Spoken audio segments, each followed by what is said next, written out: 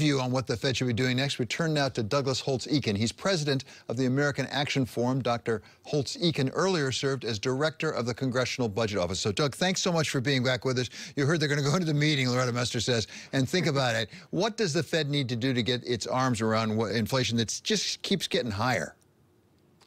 Well, I think they need to stick to their plan. And if you recall, when Chairman Powell first rolled this plan out, he said the goal was to get to neutral as expeditiously as possible. Turns out neutral is probably higher than they thought before, and expeditiously is quicker than they thought before. But I think, they're going to go another 75 for sure, maybe 100 basis points. That'll get them closer to neutral. And it's only once they get above neutral that they get the really tough decisions. Getting there, there's no real downside for them. They got to push harder against the inflation. Once you go above neutral, you're restricting growth in the economy, and there's the area where they get in trouble. They go too far and tip us into a recession. So I think the call is easy now. Get there fast, so maybe go 75 or 100. Easy, but what is neutral at this point? We just heard just a few minutes ago, actually, from Mr. Waller, a member of the board of the Federal Reserve, and he thinks neutral is at 2.25. As these numbers come in, doesn't neutral have to get adjusted up at some point? Well, I don't think you can be neutral if you have negative real interest rates. That's not a neutral position. That's a foot on the accelerator. So they have a ways to go. If you take their preferred measure of inflation, it's still running at something like twice the target. And if you're at 4% inflation and you got a 2.25% interest rate, you have negative real rates. So they got to get real rates to zero at a minimum, in my view. And that means they have a long way to go.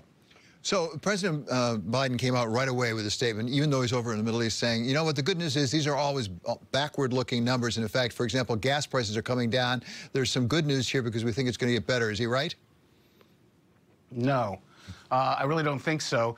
The White House has a political interest in pointing toward the top line as the thing to pay attention to. But I think the really troubling part of the report was the very tiny moves we saw in the CPI and the PPI of the core inflation measures. So down by just 1/10 of a percentage point. I think the Fed was expecting inflation to respond more strongly to their efforts, and it hasn't.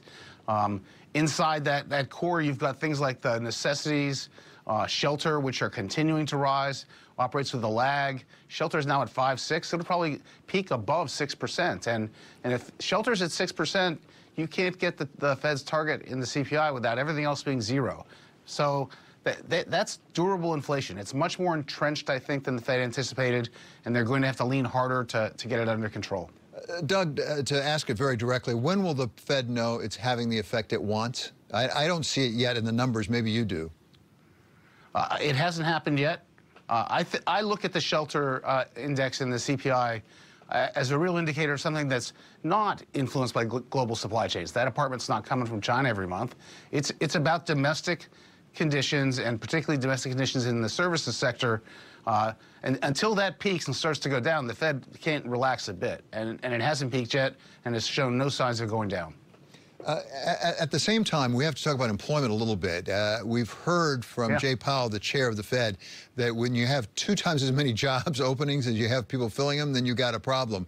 Do they need to get it down to 1? And what does that say about where we need to see unemployment get to? We don't want to see it go up, but do we have to? So here's the interesting thing about this moment. I mean, everything since the arrival of the coronavirus has been a bit out of the ordinary.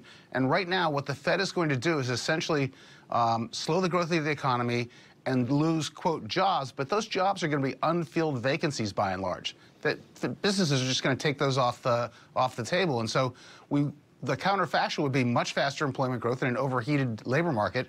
What the Fed wants is slower employment growth, but not a decline in a much softer labor market. And so to the extent that the employment growth comes out of those unfilled vacancies, that's good news. Not every business has unfilled vacancies. We're going to see some job losses. We'll probably see some rise in the unemployment rate. But the starting point really does mitigate how severe it'll get. And what do we know at this point about inflation expectations? I mean, thus far, they keep saying they're well anchored. And I guess longer-term inflation expectations say they're coming down. What?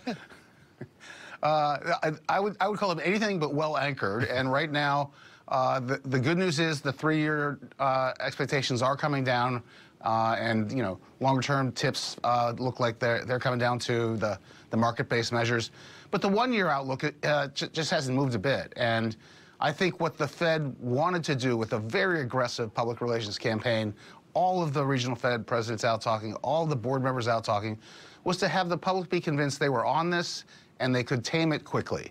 And there's no evidence in the inflation expectations data that people are buying it. And that makes it harder, because if they don't believe it, they do the things you worry about: negotiate for higher wages, mark up the prices that they charge, and the Fed has a more difficult problem as a result. Doug, you, of course, are an economist, not a politician. So I ask this from an economist's point of view. Does it make any sense to be talking about some sort of reconciliation bill right now, some form of the Build Back Better, even trimmed down to $1 trillion? Does it make sense to even talk about that right now? As a matter of macro stabilization policy, no. Any talk about that is about other objectives that the Democrats might have in Congress, but, you know, one policy error generated this inflation in part, and that was the American Rescue Plan. The economy was growing at 6.5%. There was no reason to do a big macro stimulus. They did it, and we got inflation. To raise $1 trillion in taxes at a time when most people are worried about rising recession probabilities makes no sense whatsoever. And finally, Doug, this probably is not the biggest problem we have, given everything you just described, but does the Fed have a problem with raising interest rates and what's going on in the bond market in terms of the bonds it holds already? I mean, I saw one account, actually from Bill Dudley, former president of the New York Fed, saying as of the fourth quarter of this year, they're going to start losing money, and it'll go well into next year as the value of those bonds comes down. Does the Fed have a problem, even a political problem potentially, with Congress if it loses a lot of money because of quantitative easing?